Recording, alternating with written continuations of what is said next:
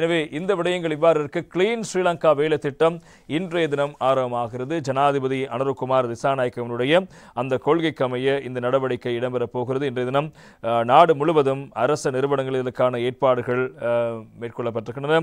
தூய்மையான நாட்டை கட்டியெழுப்பும் கிளீன் ஸ்ரீலங்கா தேசிய வேலை திட்டம் இன்று உத்தியோகபூர்வமாக ஆரம்பம். ஜனாதிபதி அனுரகுமார் தலைமை என்பதாக இன்று தினம் தினகரன் பத்திரிகை அந்த செய்திக்கு தலைப்பெற்றுவது காணலாம். சமூக மற்றும் சுற்றாடல் மாற்றத்தை ஏற்படுத்தி சிறந்த தூய்மையான நாட்டை உருவாக்கும் நோக்கில் ஆரம்பிக்கப்படும் கிளீன் ஸ்ரீலங்கா வேலை திட்டம் ஜனாதிபதி அனுரகுமார் திசாநாயக்க தலைமையில் ஆரம்பமாக போகிறது. எனவே இன்றைய தினம் உங்களுக்கு தெரியும், புத்தாண்டின் கடமைகளை பொறுப்பேற்கும் நடவடிக்கை சகல அரச நிறுவனங்களிலும் ஆரம்பமாகும். காலை வேளையில் அதற்கான உறுதிமொழி எடுக்கும் நடவடிக்கை இடம்பெறும்.